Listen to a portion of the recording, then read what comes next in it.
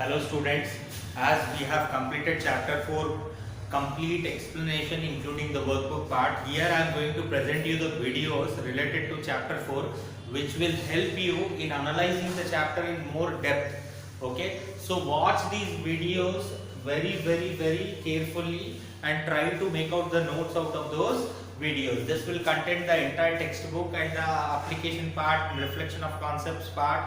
All the questions can be answered by watching these videos which I am going to link up. Okay, so do watch them and if possible try to save them with you only. Thank you.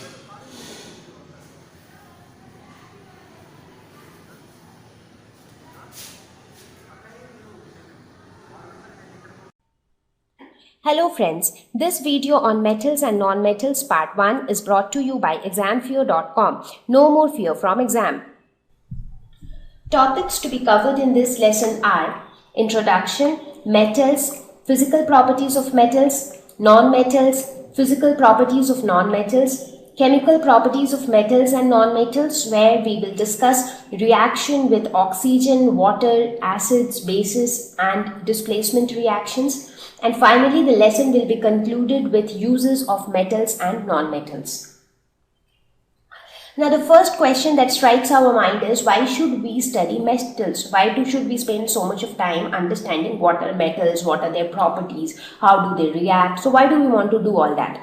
So let us see some of the things which we use in our day-to-day life, and they are all made up of metals. So the first thing that I will talk about is jewelry, because it is something which is very common to you. You would have seen, you yourself might be wearing it, or you would have seen your mom or your sister wearing it. Mostly rings, chains, earrings. So they are all jewelry. They are all made up of gold or silver, and they are all metals. The hammer which you use for constructing or for repairing a lot of things in your house, that also has a metal part.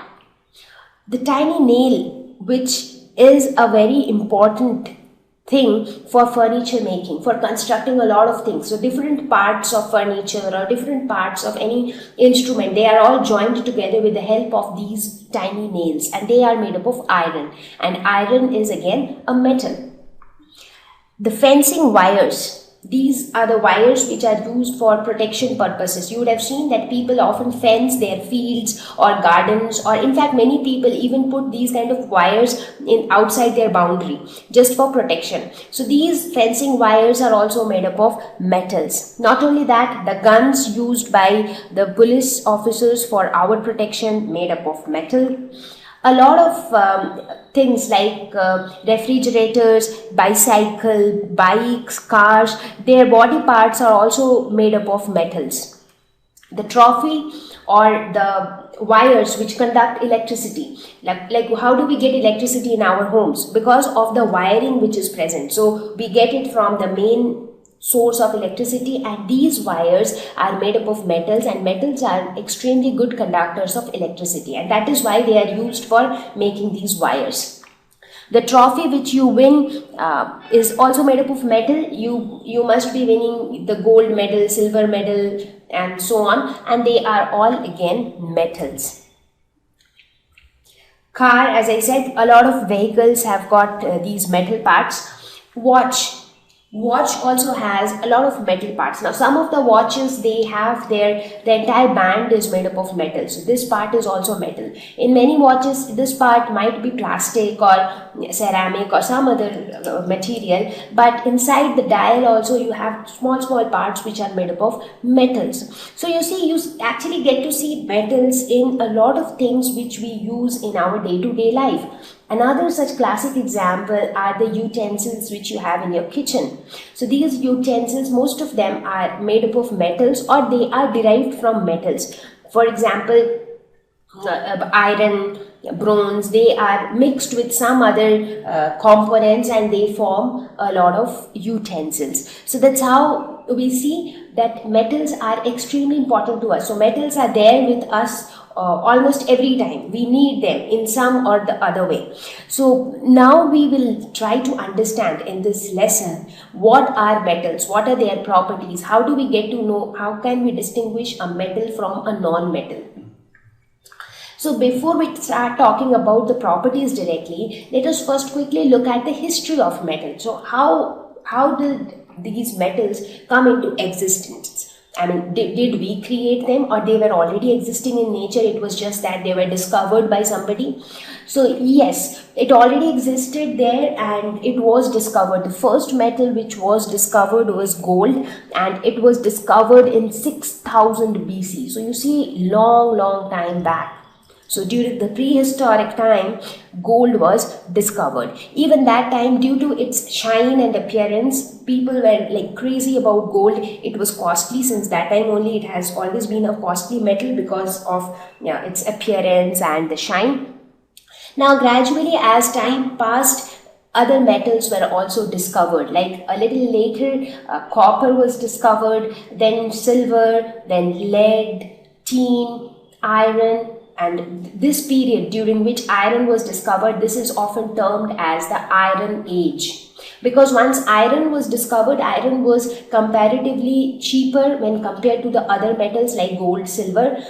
But at the same time, iron was like a very tough metal which could be used for constructing a lot of things. Like even today, you see the bridges and all, they are all made up of iron because of its rigidity, because of its strength. So this period, so the discovery of iron was like a turning point. I mean, because this metal actually helped the mankind in a number of ways. So this period, this time was termed as the Iron Age. And then gradually this process of discovering metals continued. Gradually came up mercury, platinum, antimony, bismuth, zinc, arsenic, and you see it went on. So we actually have a huge number of metals. Now once the trend started, now until and unless gold was discovered, nobody even knew that something like metals could also exist. But once gold was discovered, so those who had that instinct to discover something, they kept their eyes open that okay, something, a new metal can always be there. So that's how more and more metals got discovered. So if you see, the first discovery happened in 6000 BC, and the discovery is still happening. I mean, discoveries keep going on, it never stops. So if you look at the year when aluminium was discovered, it was just in 1827, which is not like it was not a long time back. So now it is 2015 and aluminium was discovered in 1827. But if you look at the ways, the variety of ways in which aluminium is used these days, we have aluminium vessels, utensils, we have the aluminium foils, we have wires made of aluminium. So we have so many things made up of aluminium. So it actually took a very long time to discover all these metals. So it started somewhere in BCs and it continued until 1800s and 1900s. So that's how, since there were a lot of metals, so it actually took so much of time to discover all of them. So that's how metals were discovered. Thank you. Please visit www.examfear.com to watch more educational videos with a better experience. Please do not forget to like and subscribe to our YouTube channel for latest updates. Thank you once again. Hello friends, this video on metals and non-metals part 2 is brought to you by examfear.com. No more fear from exam. Let us look at some of the common metals. So the first common metal I would say is gold. You would have seen it in the gold jewelry, your finger rings, earrings or pendant, necklaces, bangles. So that's gold. Silver also, again, you see mostly in anklets, chains, lot of jewelries, sometimes people also use silver utensils or silver materials in temples. Copper, zinc. So this slide is basically to make you acquainted with the look of each of these metals. Like if you look at gold, the color is very shiny and yellowish. Look at silver, it is like the color is grayish, but again it has a lot of shine.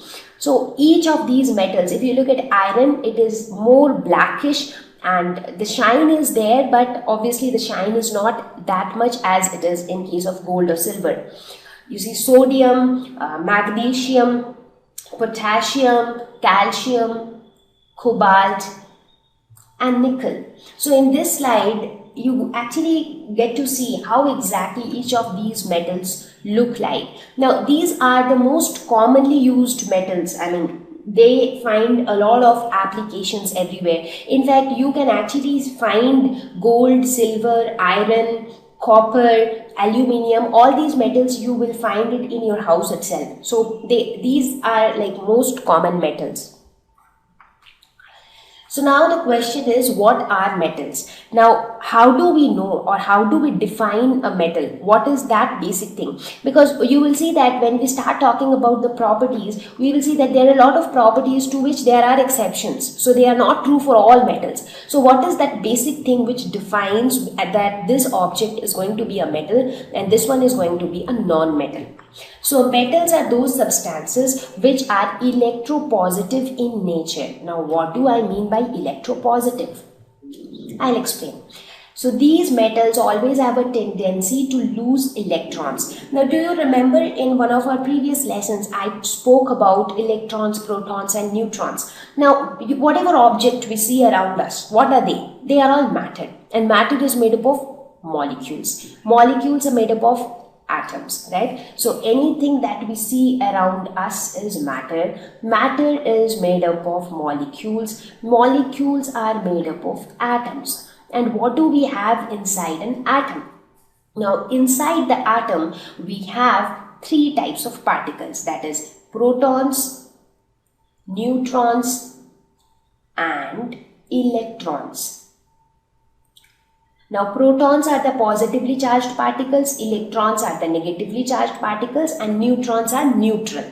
So if you look at the structure of an atom, so this is how roughly the structure of atom would look like. So here the protons and the neutrons, they are not mobile, so they are concentrated towards the center of the atom. So this is like the structure of one atom. So towards the center you have the protons and the neutrons. So the red and the blue balls represent protons and neutrons, whereas electrons are mobile. So these are electrons.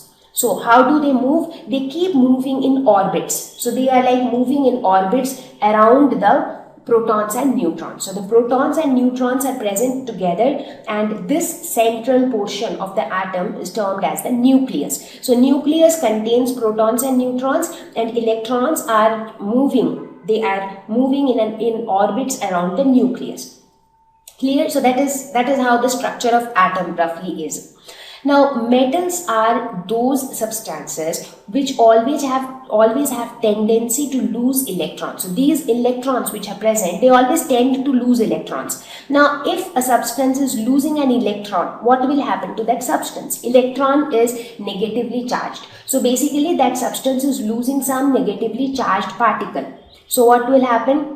The number of positively charged particles in that substance will be more. So the substance will become electropositive. Let me try to explain it in this way. So let us suppose this is your atom. So just forget the fact where the electrons are, where the protons are. Just consider this orange ball is your atom. Inside this atom you have protons, you have electrons, you also have neutrons. So right now, since I am talking about the charges, I am not talking about neutrons, because neutrons are anyways neutral. Now in this case, in case of metals, what happens is, now right now if you see the number of protons and the number of electrons are equal. So you see the blue balls are also 4 and the grey balls are also 4. So that means the number of positively charged particle is also 4, number of negatively charged particle is also 4. So overall the atom is neutral. Now what will happen if this atom loses one electron? So the grey balls were electrons. So one electron is gone. Now what happens to this atom? So if you see now it has 4 positively charged particles. The blue ones are positively charged particles. And how many negatively charged particles? Only 3. So overall this atom is now positively charged. Right? So these kind of substances which always have a tendency to lose electrons and become positive, these kind of substances are metals. Now, you might have a question in your mind that which kind of substances will have tendency to lose electrons. Well, to understand that, you actually need to understand the electronic configuration. You need to understand how electrons are arranged in an atom. Now, we are not discussing that part at this level, but as you go to your higher classes, when you know about the electron configuration, then you will get to understand that which type of elements have a tendency to lose electrons. But for now, you should understand that anything which has a tendency to lose electrons, they are metals. So all the metals which we are talking about, whether it is sodium, whether it is potassium, whether it is iron, magnesium, aluminium, so they all have a tendency to lose electrons. So let me take an example of, say, sodium. So what happens to sodium? Now sodium loses one electron and becomes what? Now once it loses one electron, it becomes Na+. So it acquires this positive charge because it has released one electron. So that is the tendency of metals, and that is how they have been categorized as metals. So this is the basic definition. This is the basic way by which we define metals. So examples are sodium, iron, copper, gold, silver, aluminium. So you name any metal and this property of metal will hold true for them, because this is the basic way by which they have been defined as metals. Thank you. Please visit www.examfear.com to watch more educational videos with a better experience. Please do not forget to like and subscribe to our YouTube channel for latest updates. Thank you once again. Hello friends, this video on metals and non-metals part 3 is brought to you by examfear.com. No more fear from exam. So now we are going to talk about the physical properties of metals. Now when I say physical properties, I am talking about the properties which are externally visible. So the first property of metals that we are going to talk about is the metallic luster. So what do we mean by luster? So we say that metals in their pure state have a luster. When I say luster, it means a shining surface. So if you look at metals in their pure form, so please remember this. So when they are not mixed with anything else, so in their pure form, they will always have a shiny surface, and this is a property which is exclusively present for metals. Now if you want, you can just try this out yourself. So what you have to do is you take small pieces of iron, copper, aluminium or magnesium. So these kind of metals you take and just look at the appearance of their surface. Now what you do, clean the surface of each of these sample by rubbing with a sandpaper. You know what is sandpaper? So sandpaper, generally if you go to any shop and ask for sandpaper, they'll give it to you. It will be a paper with a rough surface, and it is used for cleaning the metal surfaces. So once you clean it, and now you again observe the appearance on the surface, and you will see that the surface is very, very shiny. So in fact, for gold and silver, you can actually see, we actually know how shiny it is, the gold jewelry, silver jewelry. However, they are mixed with some other things also in order to provide rigidity to it. But still these metals have a lot of luster in them. So metallic luster is a property or a physical property of metals. Next is hardness. Now metals generally are hard.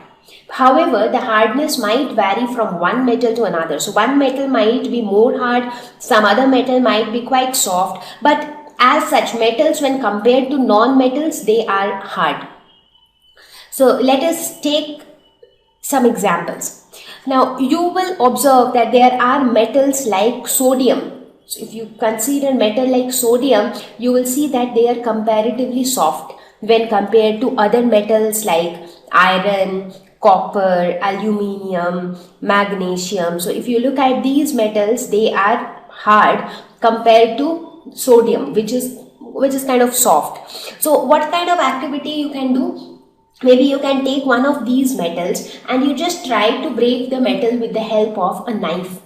And what do you see? You will see that you are not able to do it because the metal is quite hard. But if you try the same experiment with a piece of sodium, In that case, you will see that so you will be able to cut the piece of sodium, which shows that sodium is comparatively softer when compared to iron, copper, aluminium, magnesium, gold or silver.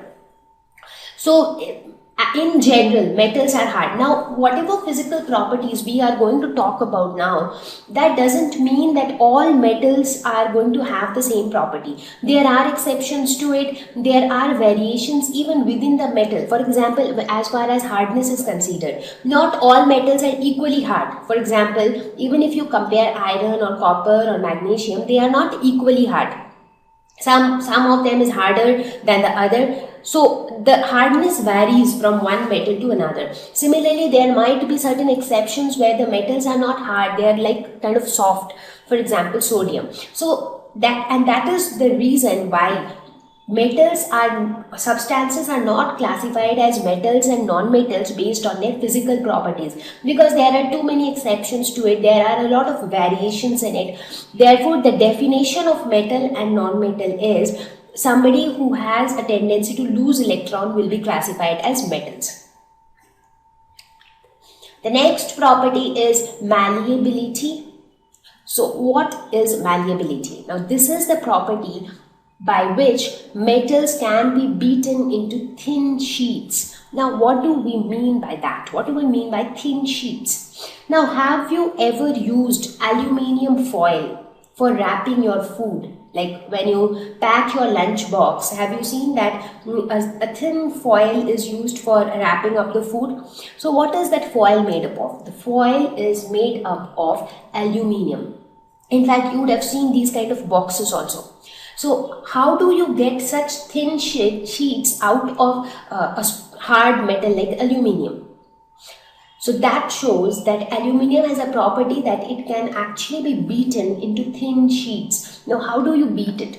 Now, just take a small example. Take a hammer and take any metal object, maybe an iron nail or a small piece of aluminium if you have any in your house, and you start beating it with the hammer. Now, when you repeatedly beat it with the hammer, what do you see?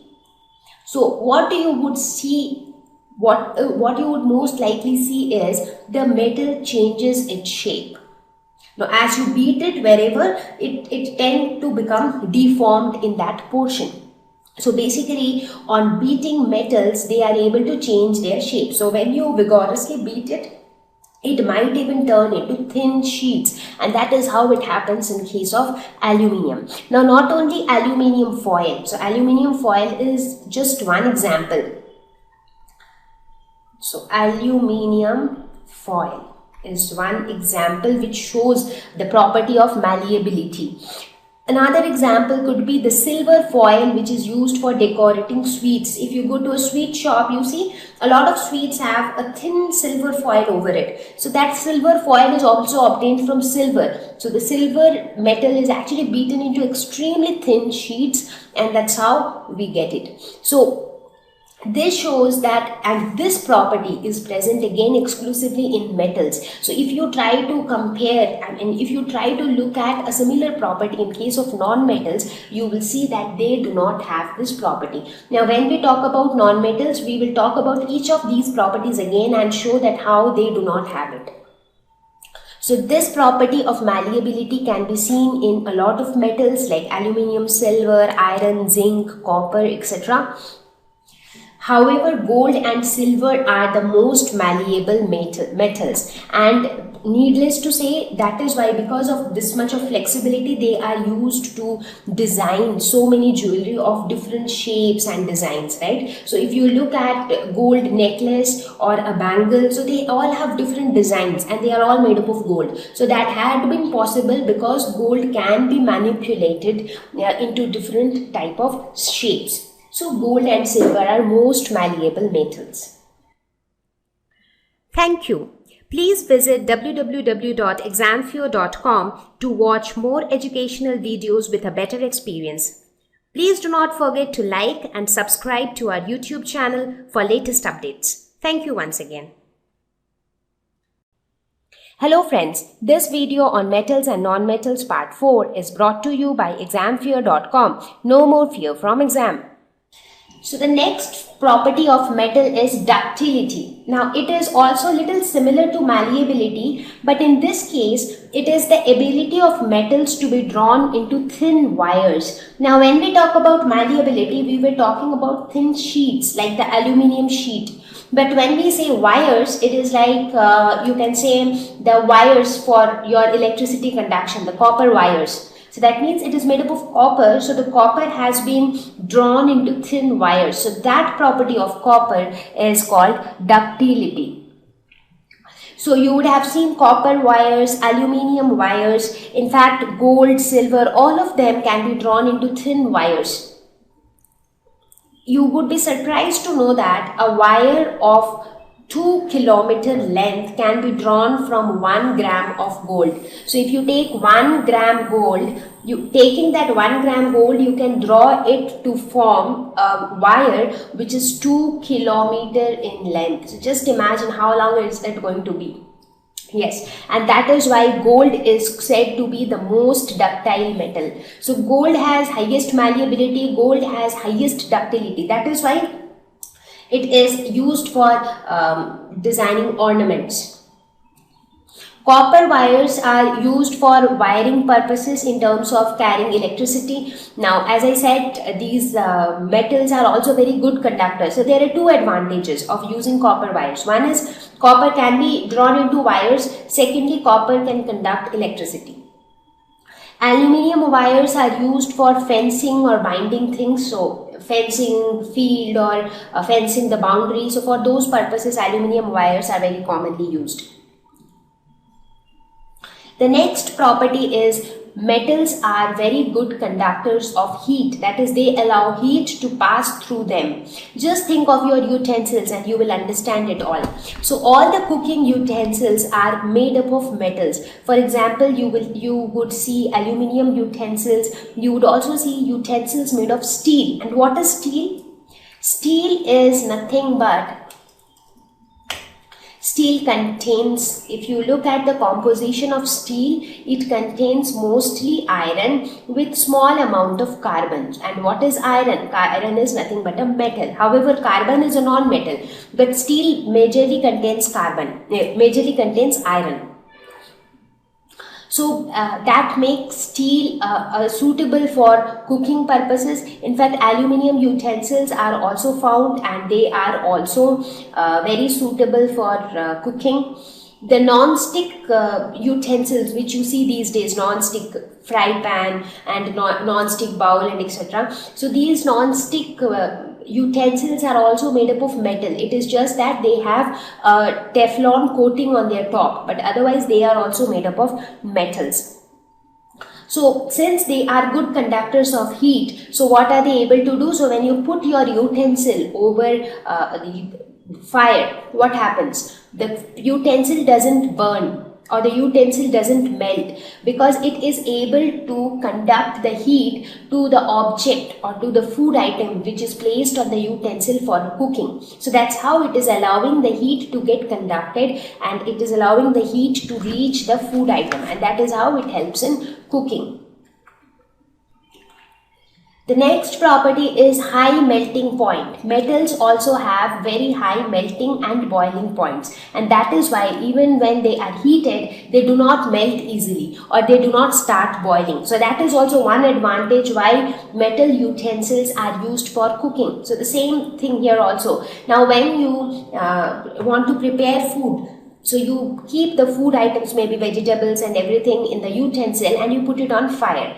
Now, had the metal been having a very low melting point, in that case what would have happened? The vessel itself would have melted. But that doesn't happen because metals have very high melting point. In fact, the metal with the highest melting point is tungsten, and that is why tungsten is used in the filament of bulbs. So tungsten is used in filaments of bulb. Now why tungsten is used in the filament of bulb? Because you can see the electricity. So whenever you switch on the bulb, so the bulb glows. That is, electric current passes through to the bulb. Now such a huge amount of current passes reaches the bulb, so it produces a huge amount of heat and light energy. So if the metal has a low melting point, then what will happen? The metal will start melting at that high temperature. So we need a metal which has a very high melting point so that it doesn't melt when the bulb glows, because the temperature inside the bulb is very, very high. So that is the purpose why tungsten has been chosen to make the filament of bulb. Sodium and potassium, on the other hand, have very low melting point, so they should never be used in such kind of things, because they start to melt very easily. So as soon as you heat them even little, heating them a little bit will make them a lot reactive. That is why sodium, even if you bring fire near sodium or you keep it at a little high temperature, there are chances that sodium might catch fire. So sodium and potassium have very low melting points. Thank you. Please visit www.examfear.com to watch more educational videos with a better experience. Please do not forget to like and subscribe to our YouTube channel for latest updates. Thank you once again. Hello friends, this video on metals and non-metals part 5 is brought to you by examfear.com. No more fear from exam. Metals are also very good conductors of electricity. So they not only conduct heat, they also conduct electricity, and that is why we see metals are being used for all sort of electricity connection in our homes. So if you want to see it for yourself, what do? You try to take a wire, an unused wire. Now please do not plug in it somewhere and then you start doing all this experimentation. So that's quite risky. So just take any spare wire which is there in your home, and what do? Just try to remove the upper plastic covering of the wire, because when you look at the wire from top, you feel that there is a plastic covering on top. So see, this is the plastic covering, which may be red, blue, green or any other color, but inside what you will see are the metals. So inside you actually see the metals. It could be a copper wire, it could be any other metal.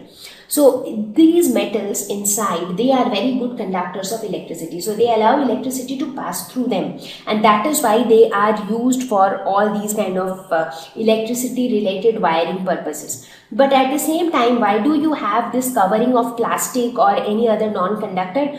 For our safety, because if the wire is a good conductor of electricity, that means electricity is always passing through the wire. So if you touch that wire, there are chances that you will get electric shock. So to protect ourselves from electric shock, what is done is the metal is protected with the help of another outer layer, and that outer layer is made up of mostly plastics. Because plastics are poor conductors of electricity, so that we do not get shock. So that's how we can say that metals are good conductors of electricity. Now if you take this simple example, so in fact you can try this out in your home also. You take a bulb, you take a battery, and you connect the bulb with the battery through wires. In fact, through metal wires. Now when you connect it through metal wires, what happens? These metal wires are supposedly good conductors of electricity. Now when you join the wires together, what do you see? The bulb glows. So here in this picture you see the bulb glows. Why? Because the red wire and the blue wire, they are both connected. So the free ends are joined. So throughout, from the battery, current is produced. That is the purpose of battery, that it produces electric current. So that current reaches the bulb, and once the current reaches the bulb, what happens? The filament gets heated and the bulb glows. So in this case, the bulb is glowing because these wires, they allow electricity to pass through them, because these are metal wires and metals are good conductors of electricity. Now if you repeat the same experiment in this case where you do not join the ends of the wire, so in that case what happens? This open space in between, this space doesn't contain a good conductor of electricity. So what is there in between? In this empty space, what is there? Nothing but air.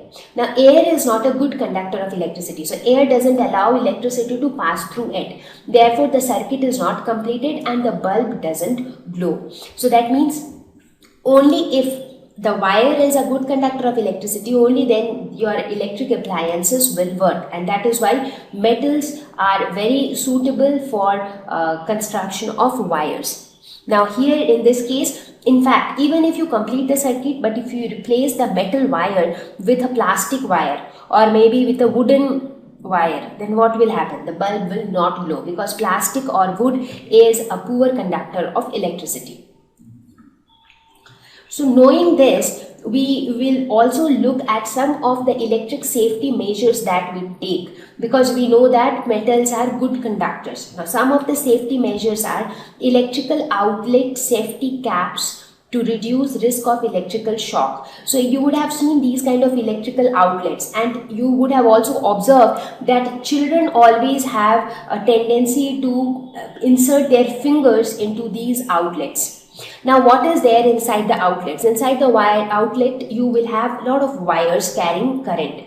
Now whenever you try to touch a wire carrying current, you will get electric shock. So in order to prevent that, what is done? There are safety caps available, so which look somewhat like this. So these are the safety caps, and these safety caps are made up of poor conductors of electricity, like plastics. Mostly they are made up of plastics. So what do? You just insert it into these holes, so that now children cannot see the holes and they cannot insert their fingers. So they are safe from electric shock.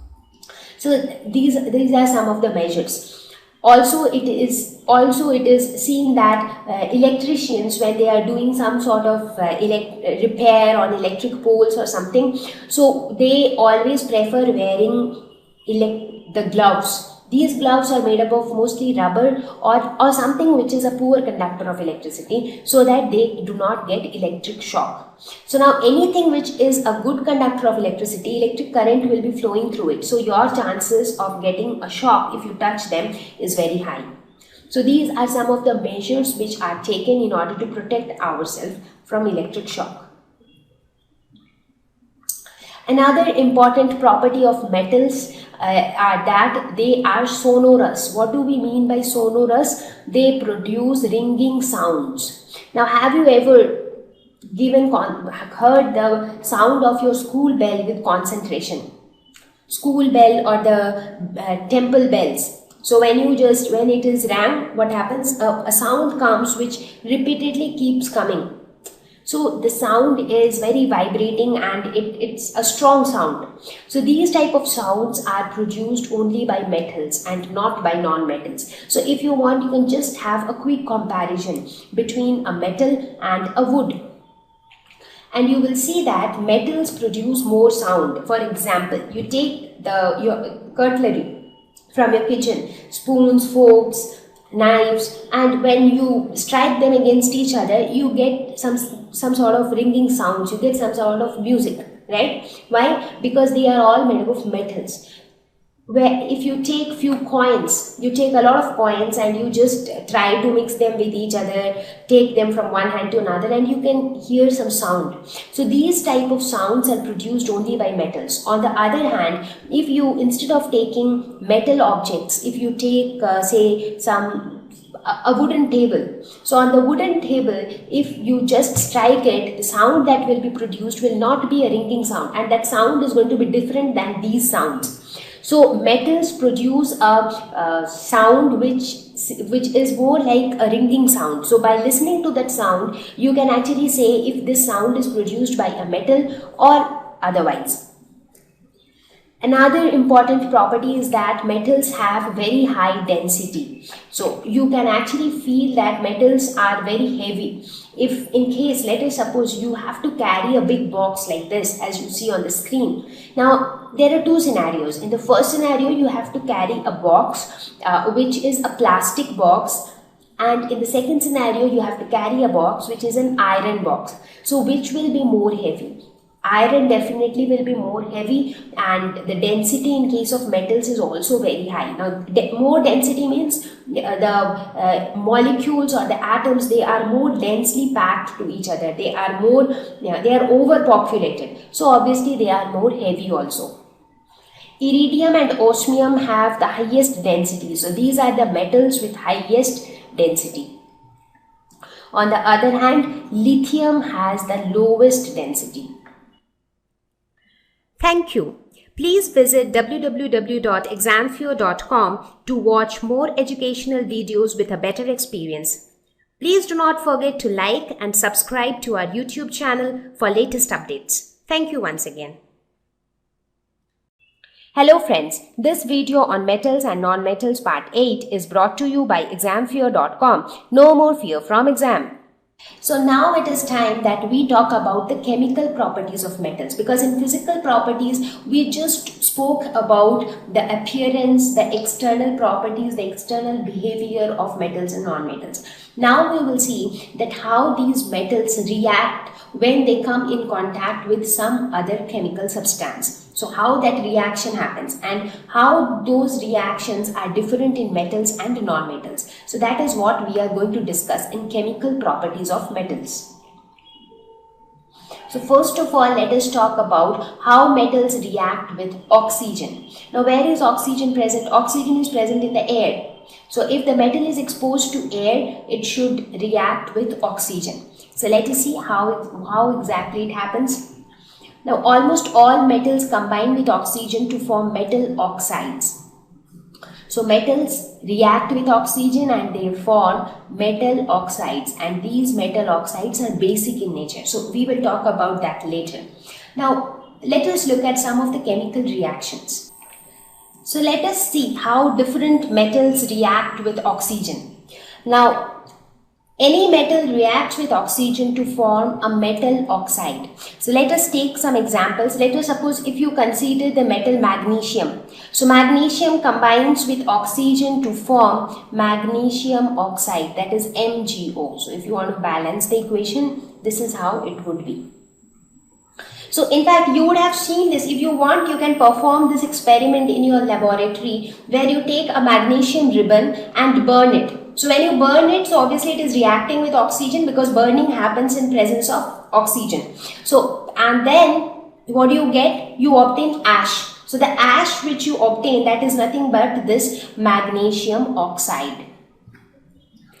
Not only magnesium, you take examples of other metals. For example, you take copper. So copper reacts with oxygen to form copper oxide. You take examples of aluminium. So aluminium also reacts with oxygen to form aluminium oxide, that is Al2O3. So all the metals will form metal oxides. In fact, formation of this metal oxides can be evidently seen as well. So let us take the example of rusting. Have you ever seen that when any object which is made up of iron is kept outside, exposed to air and water for a long time? Or let us say you have some iron say bucket or iron vessel and you have left it outside. So obviously it is exposed to oxygen, it is exposed to air, and let's say that the air is moist, so the air has water. So whenever iron comes in contact with air and water, what happens? Rusting takes place. So you will see that on that iron bucket you can see some reddish color layer is formed. So that reddish colored layer which is formed, that is nothing but rust. So this rust is the result of reaction of iron with oxygen in presence of water. So let us talk about rusting. Now rusting always happens in presence of oxygen and water. So that is why we say moist air. So we will talk about iron. Now in case of iron, how the exact reaction takes place. So iron is Fe. This is iron. So iron reacts with oxygen in presence of water. So it could be moist air. Oxygen plus H2O could be moist air. It could also happen that the air is dry but there is some water droplets on this iron substance. So what will this form? This forms iron hydroxide. That is FeOH whole 3. So this is basically iron hydroxide. So if you want to balance the equation, this is how it would be. So we have balanced the equation. Now this iron hydroxide later dehydrates, that is, it loses all its water content to form Fe2O3 H2O, and this substance is nothing but, this is rust. So the reddish color layer or the reddish color powdery substance which is seen on the surface of iron objects is nothing but this Fe2O3 H2O, that is rust. So this is how rusting of iron takes place. And do you know, you would have seen this kind of rust in case of bridges and all. Bridges are made up of iron. So you'll see the corner of the bridges, they get rusted when it becomes quite old, because it has been exposed to air and water for a very long time. Now in order to prevent rusting, these days there is a protective layer on top of iron of another metal which does not form rust. So that means rusting can be prevented. Now iron is not the only metal where rusting takes place. You can also see rusting of copper. If you look at copper vessels, you can see some greenish layer formed over it. See here, like in iron you have reddish layer, in case of copper you have greenish layer. So this greenish layer is rust. So this rusting of copper is due to the formation of copper hydroxide in presence of oxygen and water. So let us see how the reaction takes place in case of copper. Copper reacts with water, carbon dioxide plus oxygen. So this basically represents moist air. So that means the air has moisture in it.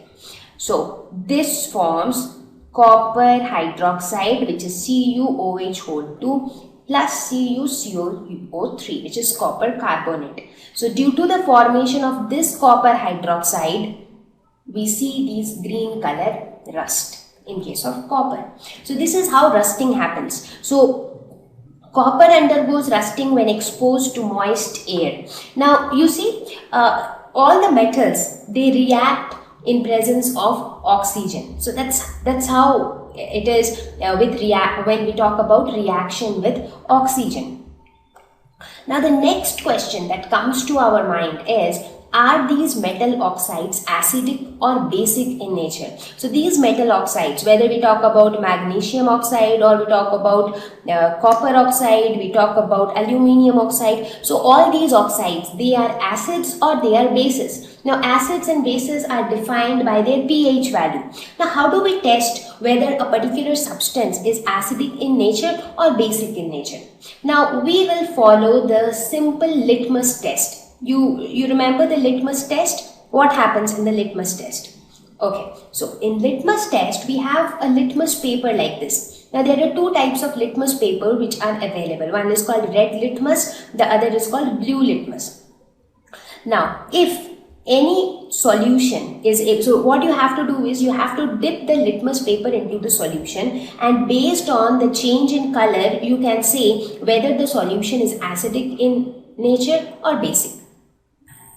So now what happens in this test is that if the red litmus turns blue, that means the solution is basic.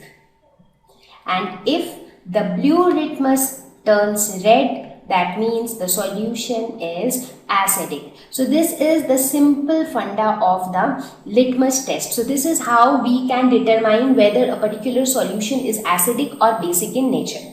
Now in this section, our aim is to find out whether metal oxides are acidic or basic. So how do we do that? So first of all, we have to prepare a solution of metal oxide. That means we have to combine the metal oxide with water. So how do we do that? So let us take example of any metal oxide. For example, I take say magnesium oxide, correct? So how was magnesium oxide formed? When the metal, that is magnesium, combined with oxygen, it formed magnesium oxide. So how do we get this magnesium oxide? So now if you perform the same experiment, you burn magnesium ribbon, you get what? You get ashes. So the ash which you get, that is nothing but magnesium oxide.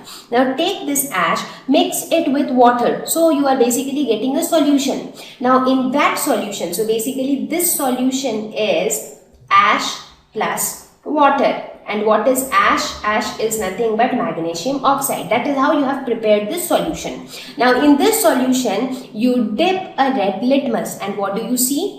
You see that the red litmus has turned blue. So you see, this was the original color of the litmus paper, but this portion has turned blue. So this shows that this solution is basic in nature. So we conclude that metal oxides are all basic in nature. Now if you try this experiment out with other metal oxides, there also you will receive the same result. If you want, you can try it out with the iron oxide. For example, you take some rust. If you find any iron material which has undergone rusting, where you can see rust, take little bit of rust, that red powdery thing, and then try to mix it with water. Even though it will not get mixed properly, but at least you try to mix it to a large extent, and then you dip the litmus paper, and you will see that case also the red litmus will turn into blue, which shows that the rust is also basic in nature. So we conclude that all metal oxides are basic in nature. Thank you. Please visit www.examfear.com to watch more educational videos with a better experience.